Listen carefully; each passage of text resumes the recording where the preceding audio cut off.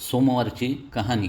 आटपाट नगर होतं. तिथं एक ब्राह्मण राहत होता. त्याचा एक शिष्य होता. तो रोज तळ्यावर जाई, स्नान करी, शंकराची पूजा करी. वाटेत वेळूचं बेट होतं. तो परत येऊ लागला म्हणजे मी येऊ, मी येऊ असा ध्वनी उठे. हा मागं पाही तर तिथं कोणी नाही. त्या भीतीनं वाळू लागला. तेव्हा गुरुजींनी विचारलं, खायला प्यायला वाण नाही, मग बाबा असा रोड का होत आहे?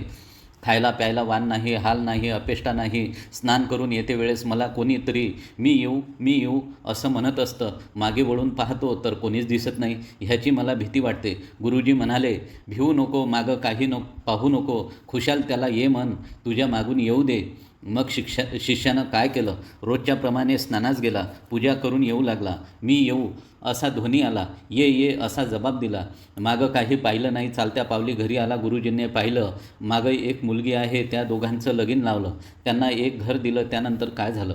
श्रावणी सोमवार आला. बायकोला म्हणू लागला, माझी काही वाट पाहू नको, उपाशी राहू नको. आपण उठला, शंकराच्या पूजेला गेला. हिनं थोडी वाट पाहिली, स्वयंपाक करून जेवायला बसले. एक घास तोंडात घातला. इतक्यामध्ये पती आला. अगं दार उघड. पुढचं ताड पलंगाखाली ढकलून दिलं. हात धुतला, दार उघडलं. पती घरात आला. नित्यनेम करू लागले. पुढचा दुसरा सोमवार आला. त्या दिवशी तसंच झालं. असं 4 सोमवारी झालं. सरता सोमवार आला. रात्री नवल झालं. दोघेजण पलंगावर गेले. पलंगाखाली उजेड दिसला. हा उजेड कसाचा?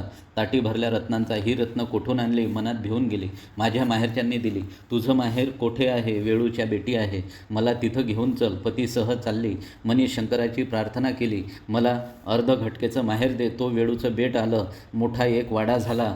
कोणी म्हणे माझा मेहुणा आला, कोणी म्हणे माझा जावई आला, कोणी म्हणे माझी ननंद आली, कोणी म्हणे माझी बहीण आली. दासी बटकी राबताहेत, शिपाई पहारा करताहेत. बसायला पाट दिला, भोजनाचा थाट केला. जेवणही झाली. सासू सासऱ्यांची आज्ञा घेतली. घरी परतली. अर्ध्या वाटेत आठवण झाली. खुंटीवर हार राहिला. तेव्हा उभयता परत गेली. घर नाही, दार नाही, शिपाई नाही, प्यादे नाहीत, दासी नाहीत, बटकी नाहीत. एक वेळूचं बेट आहे. तिथं हार पडला आहे. हार उचलून गळ्यात घातला. नवऱ्यानं विचारलं, इथलं घर काय झालं? जसं आलं तसं गेलं. अभय असेल तर सांगते. 4 सोमवारी हाक ऐकली. जेवती ताटं ढकलून दिली. रत्नांनी भरली.